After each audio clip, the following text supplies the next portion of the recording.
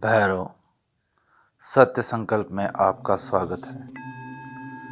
आज का हमारा विषय है आज्ञा चक्र जागरण के क्या लक्षण हैं। देखिए, आज्ञा चक्र को जागृत करने के कई तरीके हैं। मैंने पहला वीडियो बनाया था, उसमें एक छोटा सा तरीका बताया था।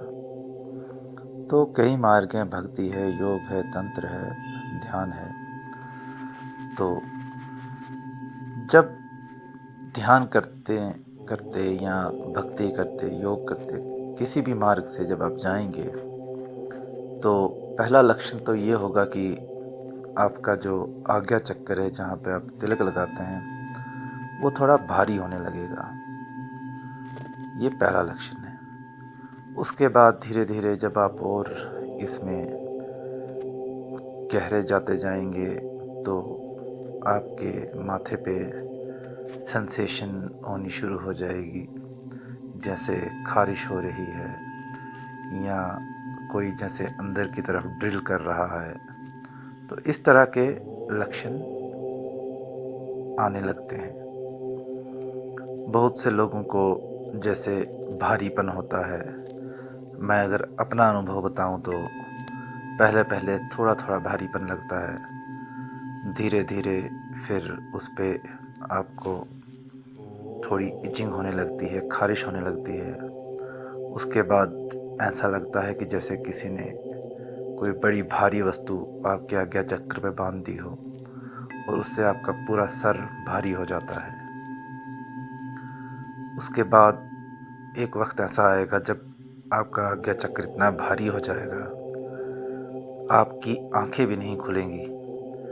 तो उस समय आप आंखें बंद करके लेटना पसंद करेंगे। लेकिन ये स्थिति थोड़े समय तक रहती है, अधिक समय तक नहीं रहती। तो ऐसे करते करते आपका आज्ञा चक्र जो है वो एक्टिव होने लगता है।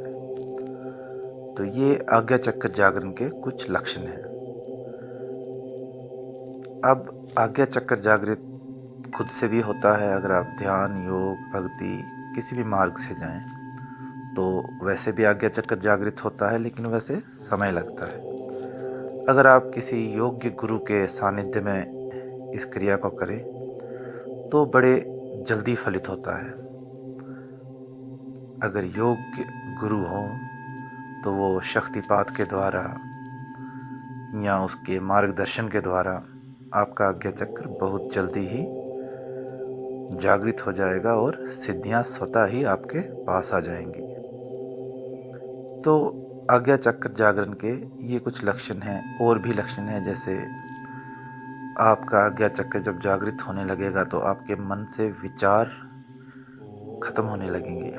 आप व्यर्थ की जो उधेड़-बुन में लगे रहते हैं, चाहे भविष्य में, चाहे भूतकाल में, उससे निकल जाएंगे और आप वर्तमान में रहने लगेंगे। ये भी आज्ञा चक्र जागरण का एक लक्षण है। और आज्ञा चक्र जागरण का लक्षण है कि कभी कभी आपके आज्ञा चक्र पे गर्म या ठंडा आपको महसूस होगा। ये इड़ा और पिंगला के कारण होता है। अगर आपकी इड़ा ज़्यादा सक्रिय है तो आपको थोड़ा ठंडा महसूस होगा, क्योंकि इड़ा एक चंद्र नाड़ी है। और अगर गर्म महसूस होता है तो इसका मतलब आपकी पिंगला नाड़ी जो है, जो सूर्य नाड़ी है, वो ज़्यादा जागृत है।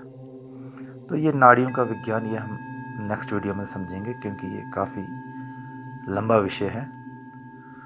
तो आज्ञा चक्र को जब जागृत करते हैं तो आपको पता है, आज्ञा चक्र के जागरण का मतलब होता है आपकी कुंडलिनी शक्ति का ऊपर की तरफ उठना, ऊर्ध्वगमन होना।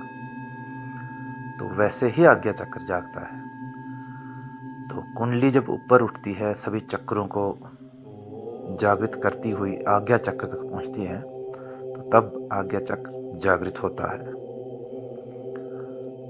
तो अगर आपके माथे पे सेंसेशन, इचिंग या भारीपन या ड्रिलिंग सेंसेशन ऐसा कुछ होता है, तो ये बात तो निश्चित है कि आपके आज्ञा चक्र के जागरण में शुरुआत हो चुकी है।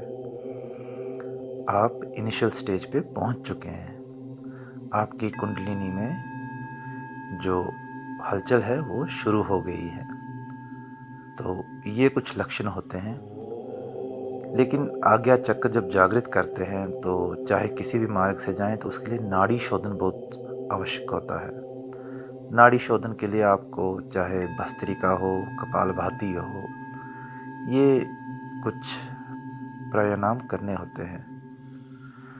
तो प्राणायाम करने से आपकी जो नाड़ियां हैं वो शुद्ध होती हैं और जो ऊर्जा है वो बिना अवरोध के ऊपर की तरफ उठना शुरू होती है।